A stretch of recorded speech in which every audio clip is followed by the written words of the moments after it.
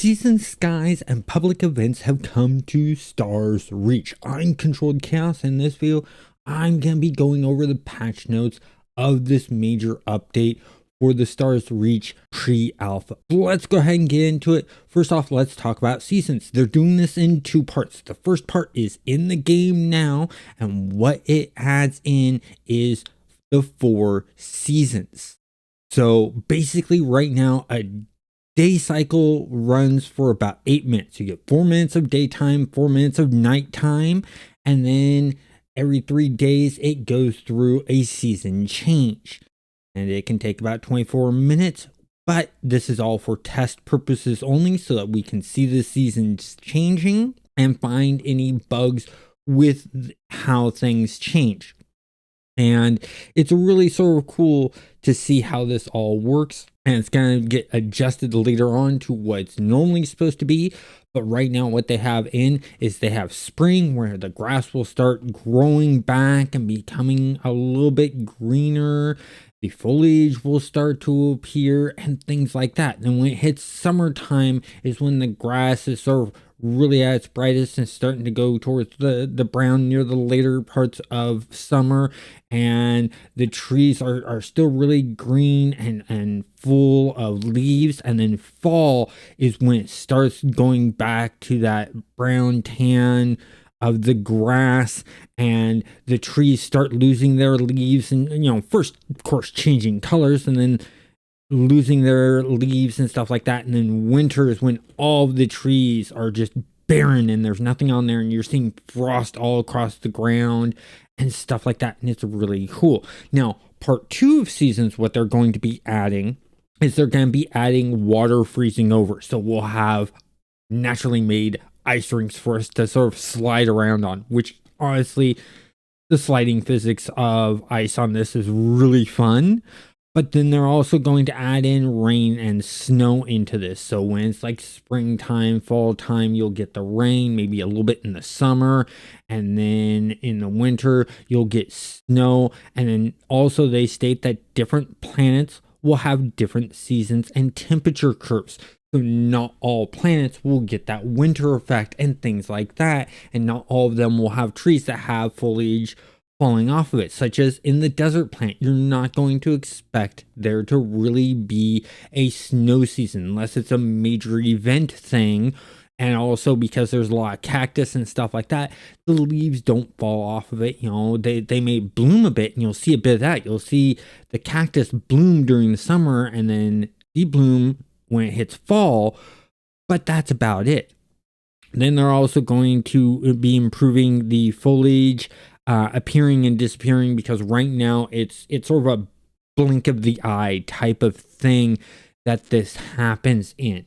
Next, let's talk about the skies. The skies have had a major improvement with especially the sunlight. It has this really nice God ray effects to it, and these lens flare effects and stuff like that, which looks awesome. You can see the sun moving and going away, and then the moon showing up and stuff like that. But even more than that is you see the stars actually move.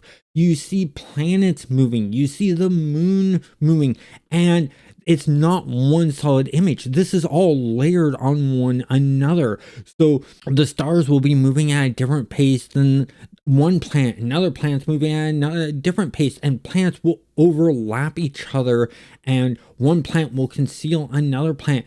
Cool things like that I really, really like. And during this footage that you're seeing, you'll notice that the shadows are moving in correspondence to this even during the night, because they put a little light up there where the moon is that causes there to be a little bit of light, which, the moon does shine some light down on us from the reflection of the sun, which is great.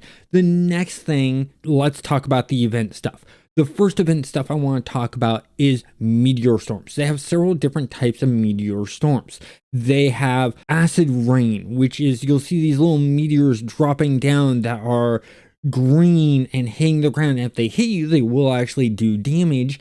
and it's really nice looking. And then they have ice storms, which I didn't get a chance to see, but I hear that they're really cool. Then they have hot hail, which I did catch this once, and it looks really cool. It's like little small meteors hitting the ground. When they impact the ground, they leave little bits of lava behind that will cool down and have other resources in it. Then they have anti-gravium falls, which I also didn't get to see, but from what other players were saying, is they leave chunks of anti-gravium for us to gather. Then they have the big old meteors, and I did get to catch one of these falling, but unfortunately I wasn't recording. I did get to the point where I was recording after the meteor fell, and I was grabbing resources in the area. I was on one of the plants where the area was just peat soil, and peat soil is not really used for much except for growing plants and possibly in the future farming when they put that in. But that peat soil, it had a crater and there was some lava and burning. But once it all cooled down, a bunch of us ran over there and started mining it. And we were getting things like diamonds and marble and different resources that weren't naturally there. So these meteor storms will bring in new resources to the planet, which I think is an amazing way of adding in new resources to a planet. That just a nice addition. It's a natural way of things would happen. Just like when we have meteors that land, we find different resources in those meteors. The same thing's happening with this. The really cool thing that I liked about this also is the fact that it caused people to run to those events to check them out, to get the new resources and stuff like that. The same thing happens with the new boss spawns. So originally before this, bosses spawned in one area, and once you took it out, after a while it would respawn in that area. So I always knew where it was. These new boss spawns are random, and it's a random boss that will spawn there, and will give a little waypoint to where it's at.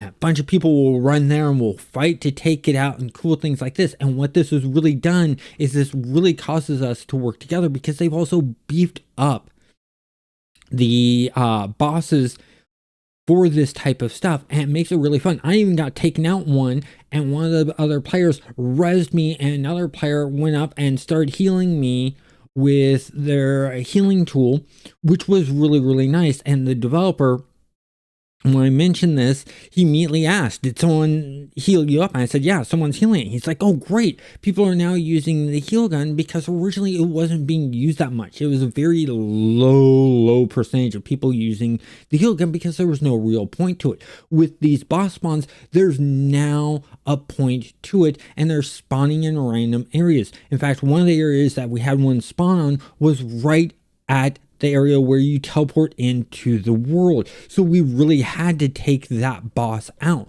which was nice and made things really interesting. Now, another thing that this added I didn't get a chance to see was reforestation. So basically the servitors will say, hey, this planet has gone below its acceptable amount of trees being harvested. Please go and plant more trees and foliage on this planet, and they'll reward you with Ranger XP for reforesting the planet and things like that. And I think that's a great way to encourage players to go and replant trees and bushes and things like that, is by granting them extra XP. On top of this, they've also done a major amount of bug fixes. I'm not going to go over all of the bug fixes. I'm just going to go over some of the known issues. So they accidentally left the farming skill tree in the build. It was supposed to be disabled so that we wouldn't interact with it, because it's not fully implemented in yet. We don't get any experience from that, but that's understandable. They're aware that there is a crash that happens around the space zone area of Zexara. They're working on fixing that. They're hoping to have a fix very, very soon. They're going to try one with the next update that they do. But overall, that is everything that is in this update. If you want to see the full list of bug fixes they did, I did leave a link to the post of all the bug fixes. Remember, the Kickstarter is still going on. It's got 14 days left from the date that this video has been released. Link to their Kickstarter is also down below. Go check it out. If you're interested in the game, you want to help support the game, and you have the money to do so, back it. Just remember that this is like a donation. This is not a guarantee that the game will release, or that will release with the huge amount of features that they're hoping for, but they're at least trying.